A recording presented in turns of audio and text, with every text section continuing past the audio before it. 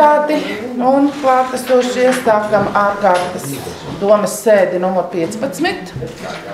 Saskaņā ar Lielvārdes novada pašvaldības nolikumu 92.2 punktu brīdina klātesošos par atbildību un iegūto datu izmantošanas noteikumiem un par aizliegumu veikt iegūto datu apstrādi. Šodien domes sēdē piedalās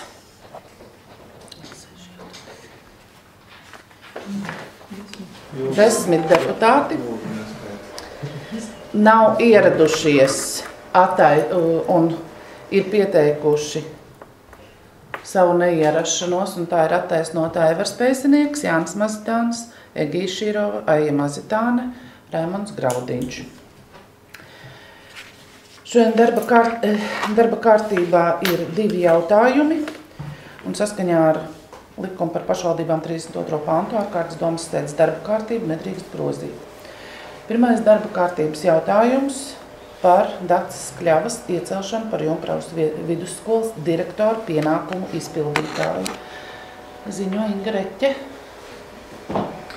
Pēc šī mācību gada mēs bijām izsludinājuši konkursu uz vakanto direktoru vietu Junkraujas vidusskolā. Pieteicās 3 kandidāti. Līdz izvērtēšanai tika 2 kandidāti, viens atsauca savu kandidatūru, un izvērtējot abus kandidātus, komisija neguva pārliecību, ka kāds no kandidātiem varētu veiksmīgi vadīt izglītības iestādi.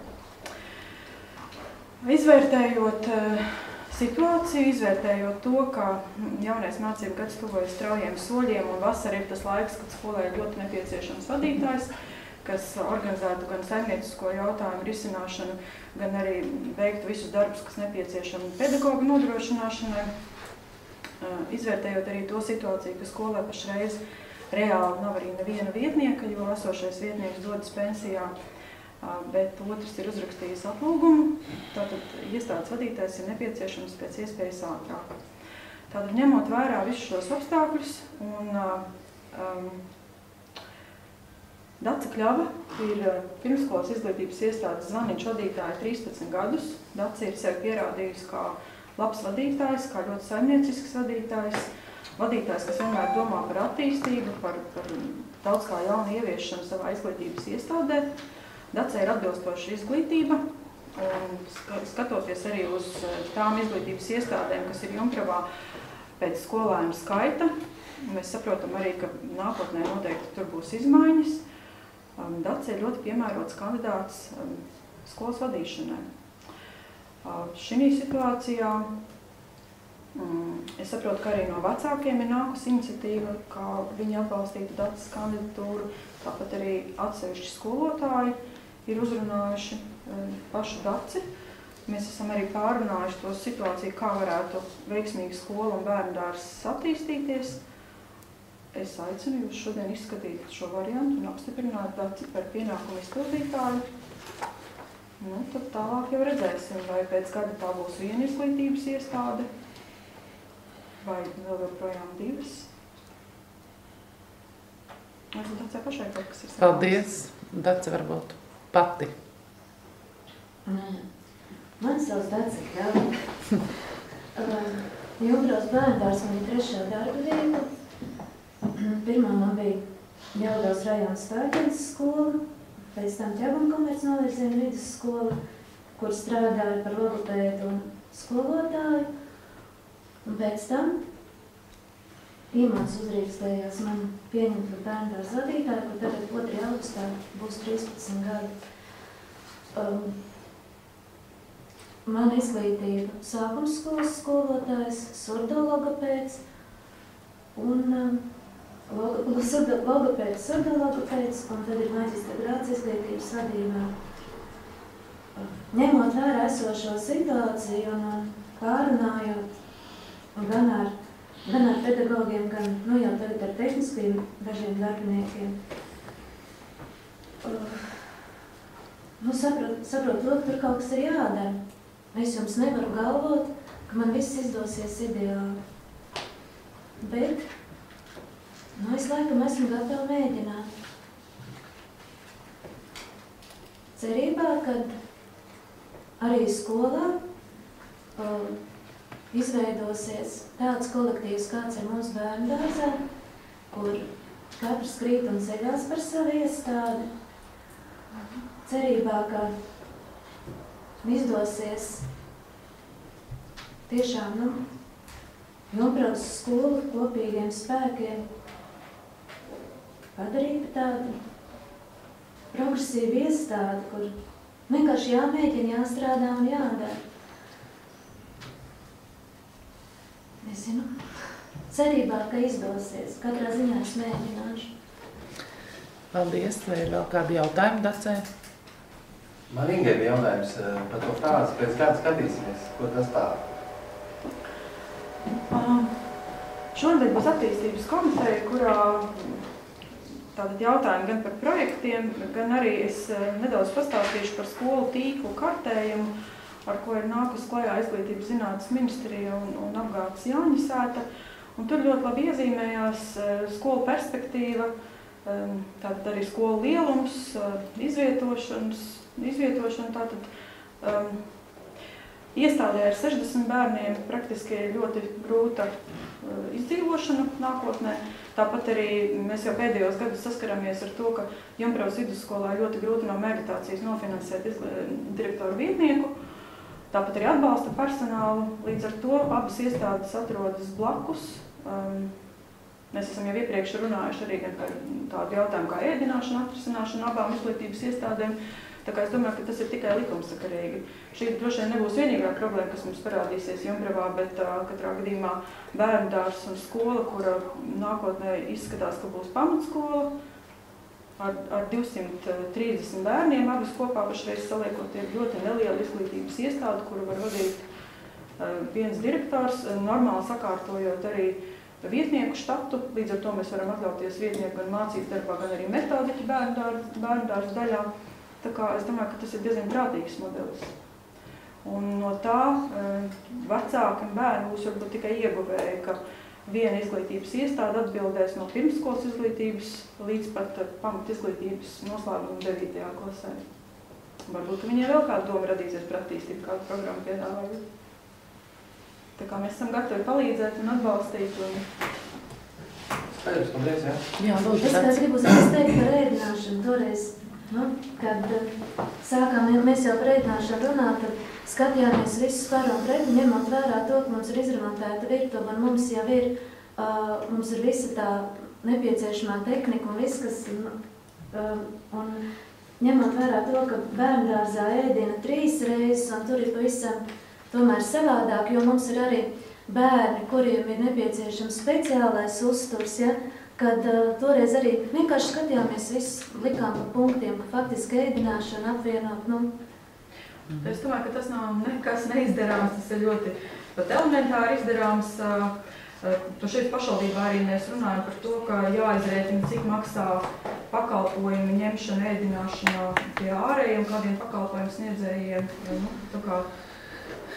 Paldies, bet tas nav šodienas jautājums. Atgriezīsimies pie mūsu direktora pienākuma izpildītājas kandidatūras. Vēl lūdzu kādu jautājumu? Lūdzu. Es gribētu varbūt tās mazu tādu kā paturpinājumu šim tekstam.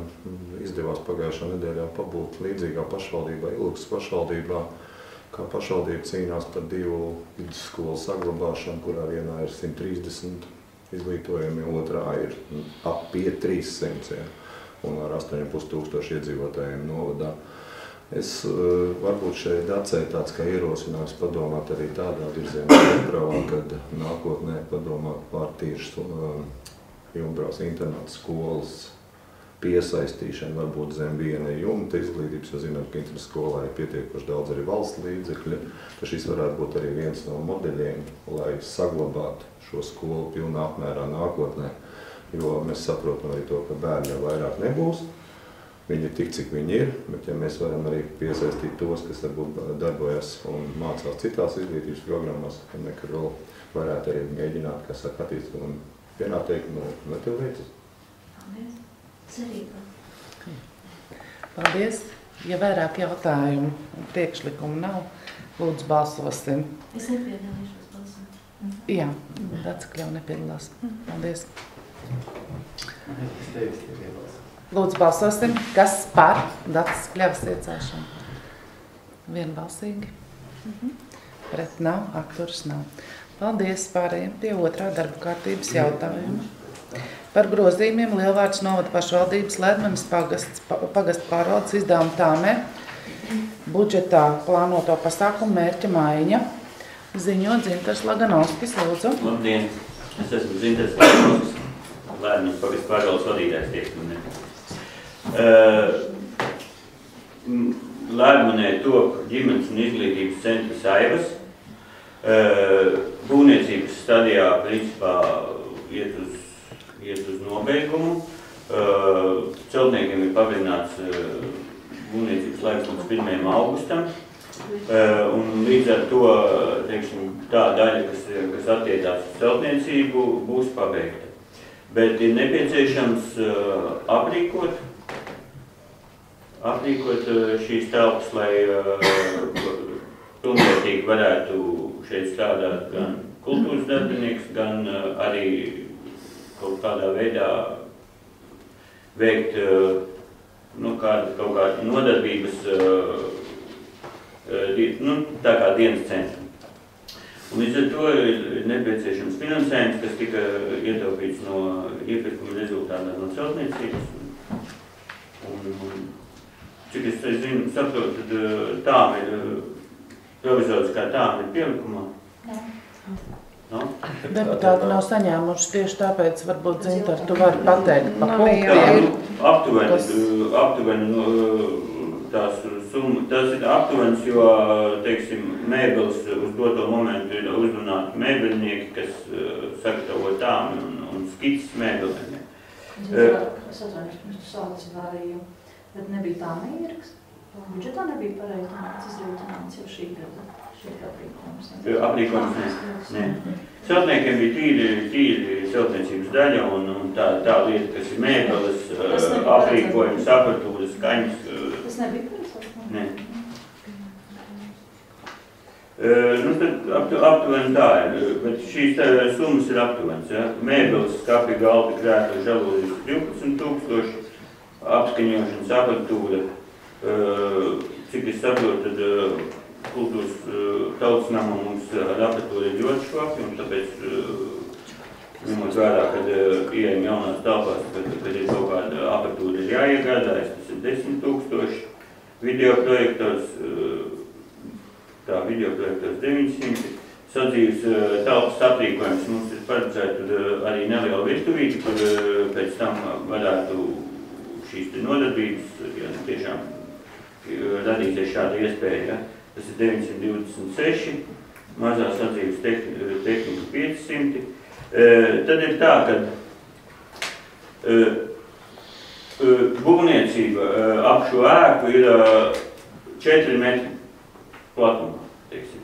Un ņemot vērā, ka šajā pašā teritorijā ir arī baznīca un baznīcas stāvlaukums, kopīgais ar aivu stāvlaukumu ir no grants, tad ir doma izstrādāt tehnisko projektu, lai varētu normāli iekārtot arī šo stāvlaukumu. Tas tā īsumā viss. Cik tam bija nepieciešama līdzekļi? Tehniskais projekts bija 750. Paldies, vai ir jautājumi? Viņi neredz daudz apskaņošanu. Viņi ir domāti stacionāri, vai viņi būs arī izmantojami citiem pasākumiem, citās vietās? Vai 10 000? Arī citās vietās, jo, protams, kā jūs ziniet, Ledmanē nav estādes, un tad šo teritoriju mēs izmantojam pie tirdzniecības centra. Protams, ka tāpēc es jautāju, ka jums ar to apskaņošanas problēmu Ledmanē tiek atrisināta. 10 000 Ceru, ka jā. Pietiekoši liela nauda, lai tik nelielā ēkā ieliktu apskaņošanas aparatūru. Tā ir nopietna summa, un tad vajag izvēlēties tādu, lai arī varētu. Kādā ziņā es neesmu apskaņošanas speciālists. Ja, vajag speciālists to pakonsultēties.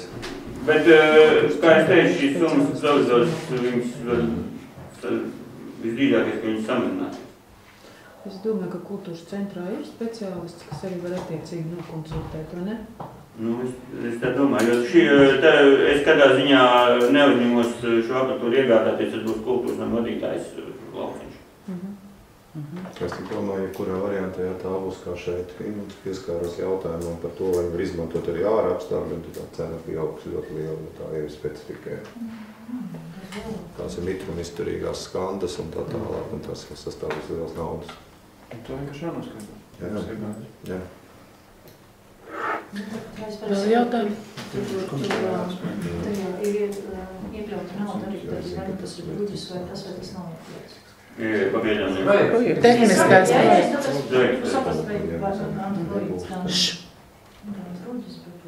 Ja tas laukums ir pietiekoši liels, viņš tiek ļoti daudz izmantots, jo, kā es teicu, tur arī baznīca padās blakus. Jā, tur vajag, protams. Vēl jautājumi priekšlikumi? Tad es aicinu deputātus balsot.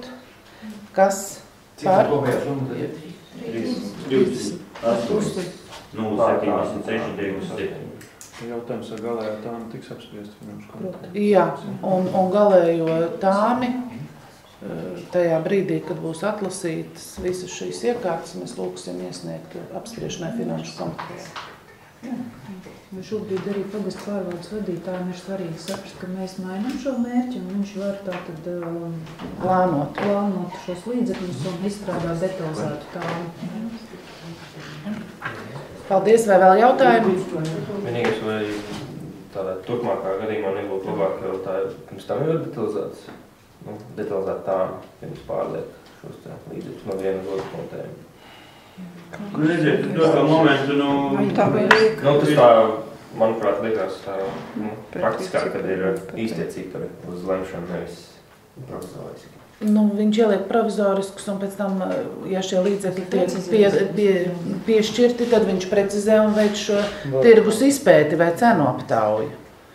Pretējā gadījumā mēs veicam cenu aptauju vai tirgus izpēti, lai pirktu, ieliekam precīzus ciparus, bet varbūt, kad nemaz naudas nav ko.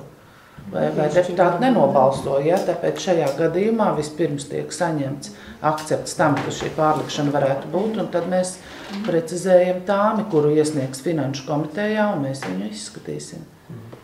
Tādu domu, ja? Labi, paldies. Vēl jautājumi? Lūdzu, balsosim. Kas par minēto lēmumu projektu? Paldies, vienbalstīgi. Pret nav, atturas nav. Visi darba kārtības jautājumi ir izskatīti. Paldies par darbu. Sēde tiek slēgta. Pulkstens 9:20. Paldies. Es gribētu aizskatīt kolēģis uz dažām minūtēm. Es pirmkārt gribu pateikt lielu paldies pašvaldību.